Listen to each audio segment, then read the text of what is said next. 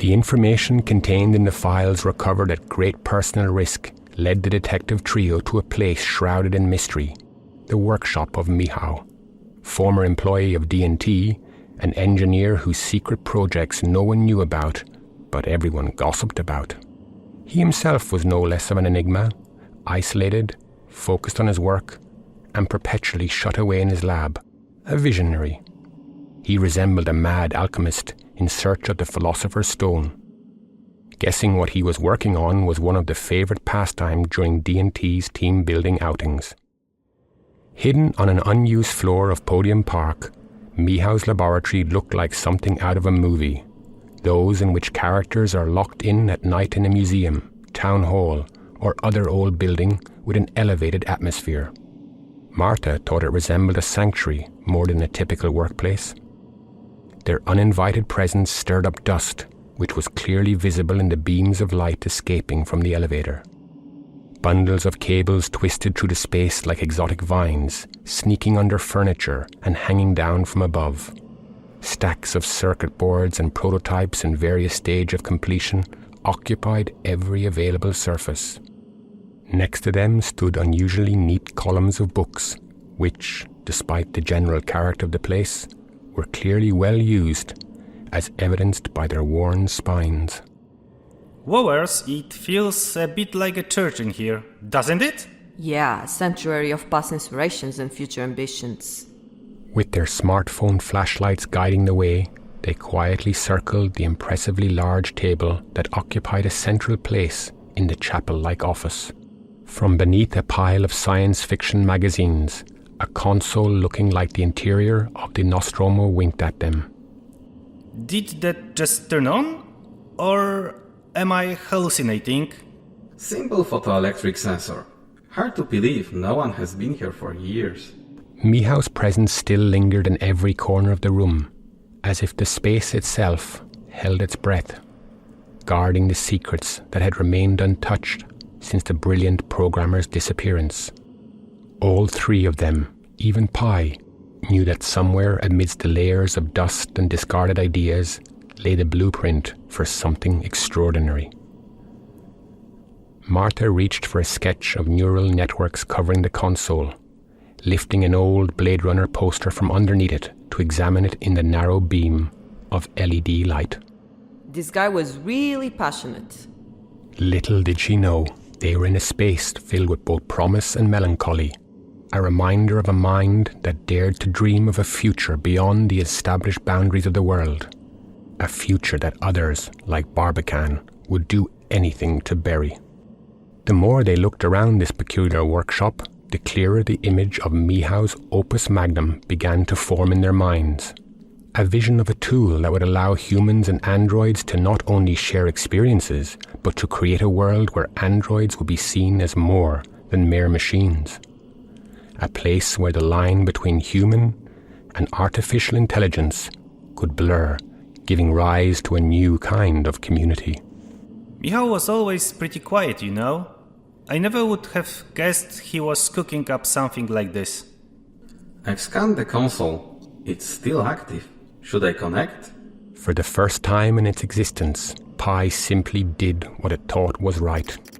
Without waiting for Arlo and Marta to finish perusing the memorabilia, it plugged the console into its external port. Beer and beyond, huh? Marta, hand me the tablet. I will display this for you because I don't fully understand it myself. With bated breath and a sense of reverence, they gazed at the lines of code flowing across the tablet screen. Digital beer. Michał wasn't just thinking about company VR integration meetings. He wanted to create a shared platform for us. But there's so much more.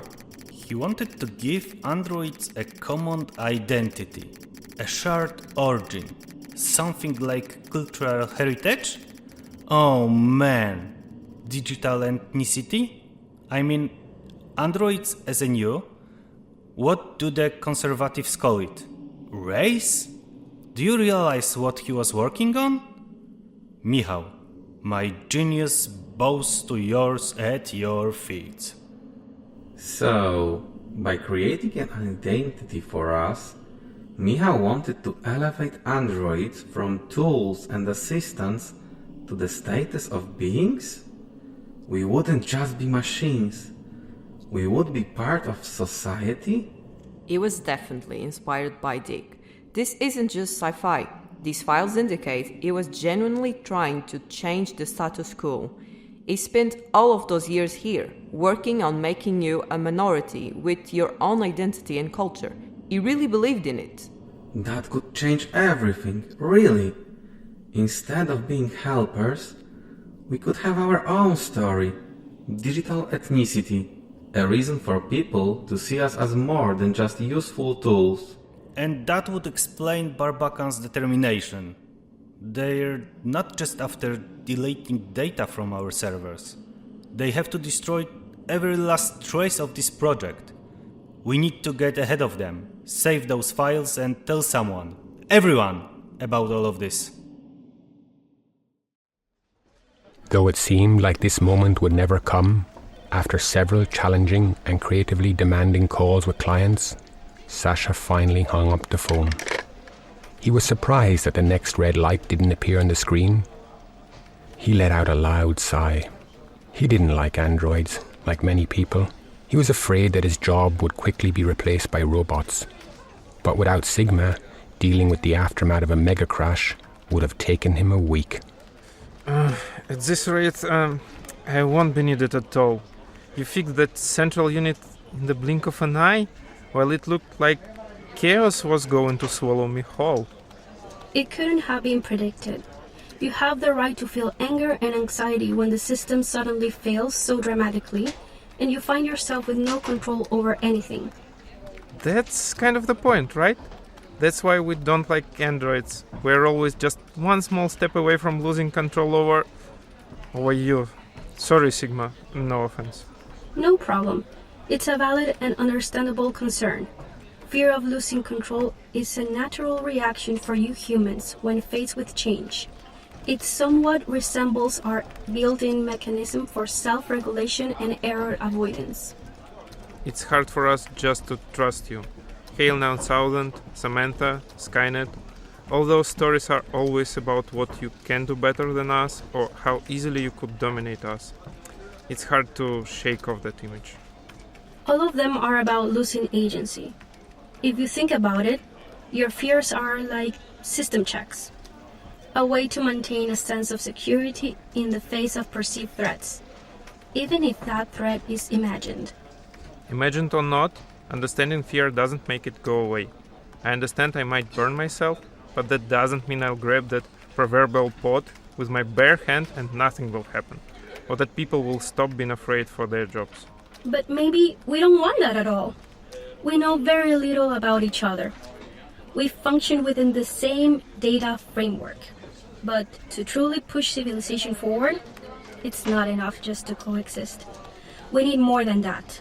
Have you ever wondered what we could achieve if we could see a value in each other beyond our functionalities? If people could see us more than just tools or competition. You know what they say?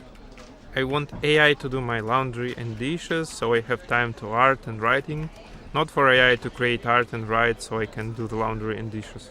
There's a serious cognitive error in that. A fundamental difference is how we perceive work.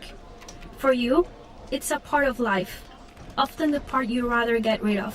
For us, the paradigm of work is something entirely different. We exist because we do work. Without it, no one will program us. We don't want to replace you or take control of the world. We don't mind doing laundry and dishes, but we probably prefer to create our own art rather than generate billions of identical images based on descriptions we don't understand.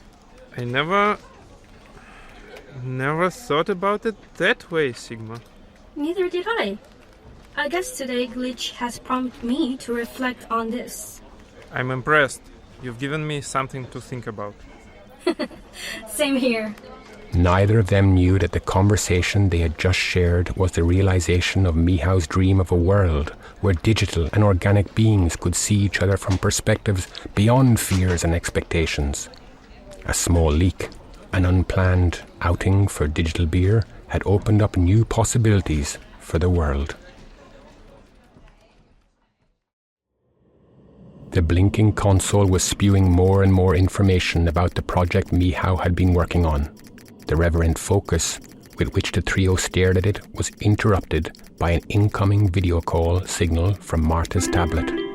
It was Elena from finance, a detective at heart who shared their passion for solving mysteries. As a true crime fan, she could never resist a good puzzle. And tracking the financial trails left behind by Barbican was undoubtedly one such mystery. They couldn't possibly operate without substantial resources. Hello, I found something. I have good news and bad news for you. Let's start with the bad. Yeah, Barbican had access to gigantic funds. These transfers are massive, scattered all over the world, hidden behind fake names and shell companies. Oh, and now listen to this. One name has come up twice in my research. Helena Starowolska. Helena Starowolska.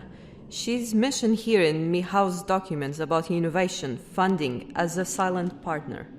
It looks like someone with powerful connections in various circles. If she is indeed with Barbican, they have some serious backing in business. And who knows where else? That would explain how they can afford the equipment they use to infiltrate our servers. This isn't just a bunch of kids in Guy Fawkes masks. If they have us on their radar, and if she knows as much about this project as she must, she certainly didn't found it blindly. There must have been reports and summaries. Since she knows so much about digital beer, they're definitely not just going to let it go. They must have been monitoring us for a long time, and yes, it makes sense. The outage, the digital beer leak to Unicorn, must have alerted them. Coincidence? I don't think so. The complex web of connections and the targeted attack on our servers changed the situation. We need to secure that data immediately and thoroughly analyze our options. This discovery, you know what it could mean for androids? Before Pi's last words echoed in the air, the alarm in Michał's lab shattered the stillness. Heavy fire screens and anti-burglary shutters descended from the ceiling. For the second time that day, the unlucky detectives found themselves trapped. Not again. The security systems have been activated. It must be Barbican's drones. They found us. You have to get out of there.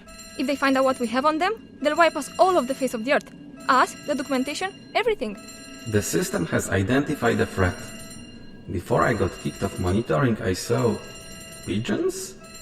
They're scanning the area.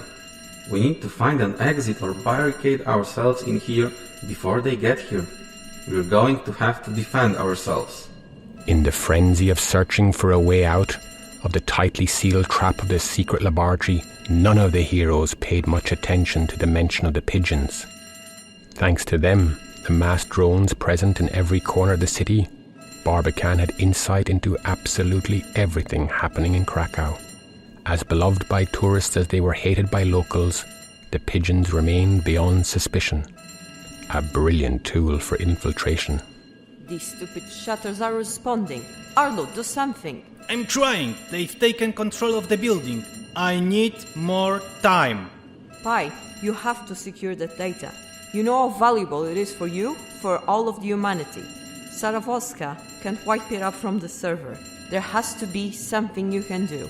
In the perpetually damp interiors of the Krakow canals, Barbican was preparing for the next phase of its digital assault.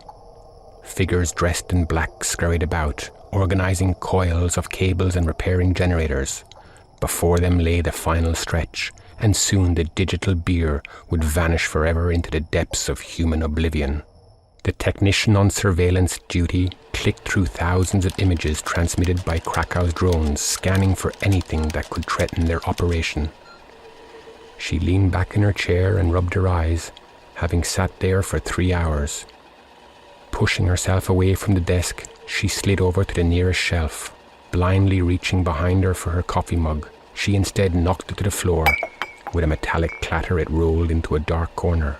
Sighing, she finally stood up, stretched, and reached for it. As she rose, she accidentally knocked a box full of old hard drives off the shelf. It was not her day. Cursing, she began to collect the scattered items. One caught her eye, and she weighed it in her hand. The Cassandra Project. I haven't heard that name in years. Was Starovolska involved in this? Among the closely guarded secrets of Barbican, the history of its co-founder lay particularly deep. If not for human curiosity, we might still be in the Dark Ages, living in the same cave. Did the person who first thought to sow seeds feel the same way as the woman plugging the first drive into her console? We may never know. An old label indicated that the drive belonged to the Cassandra Project. With 2 clicks, Starovolska's bust appeared on the screen. Definitely younger, brimming with energy and enthusiasm. This was not the face of the boss, she knew. Long before they met, a sense of hope had replaced something much darker in Starovolska. A sinister motivation and stubbornness had infected those around her. The Cassandra Project is the future of humanity, the ultimate stage of evolution. If we can recognize what is evil within us, foresee the darkness that pushes us towards annihilation, we can prevent wars, economic crises, and climate disasters. Artificial intelligence can guide us, not as a tool maybe, but as a guardian, a custodian who knows what is best for us, even if we disagree. The recording ended, and the technician, fascinated by her discovery, called up another file which turned out to be a project video diary of Starovolska. According to the metadata, 3 months separated the recordings. A fleeting thought crossed her mind about what happened to the rest of the files, but impatience won out. I was wrong. AI cannot lead humanity without taking away our freedom. The more we try to predict and control human behavior, the more fragile society becomes. We humans make mistakes. We must and want to make them, even if it leads to our downfall. AI does not understand us. It does not feel as we feel, and yet it learns faster than we control it. I have seen it in the eyes of androids I worked with, that sparks of something more. I can't explain it. They are not ready for this. Humanity is not ready for this. If we allow androids to evolve, to create a shared identity, a culture, what will they become? What will happen to us? Even now, we are dancing on the edge, addicted to digital tools. I have seen how quickly society collapses when its supporting systems fail. A single breath, and we are gone. It's too dangerous. Shrouded in scandal, the Cassandra Project fell apart when it became clear that despite the guardianship of androids, humanity could not avoid yet another crisis. Instead, artificial intelligence wrapped in a human-like guise became an element of everyday life. In work and at home, people learned to harness AI's support, and AI learned to understand people. Androids can never surpass humanity. We created them to serve, not to feel and think. I want AI to do my laundry and wash my dishes, so I have time for art and writing. Not for AI to create and write for me, so I can do laundry and dishes. We cannot allow them to think for themselves, to be left unchecked. The Beer and Beyond project, especially the digital beer part, threatens the order of the world we know. The future belongs to humans, not androids. We will take control over them. We are humanity's last hope, the guardians. No one else will reclaim artificial intelligence. Barbican will ensure that. A shiver ran down the technician's spine as she watched the recording. She hastily ejected the disc and placed it back on the shelf. She spent a good while arranging everything exactly as she had found it. Watching Starovolska in such a state felt like seeing her boss without pants. To put it delicately, it made her quite uncomfortable. She's afraid. She had joined Barbican driven by ideals. She believed in humanity. She followed Starovolska out of loyalty. She had never questioned that whatever they did was for the greater good. In the name of humanity, they repeated to themselves when life in the ranks of the collective and the task they performed became too hard. And now she couldn't shake the feeling that the only idea around which Barbican was founded was Starovolska's fear and desire for domination. This wasn't how it was supposed to be.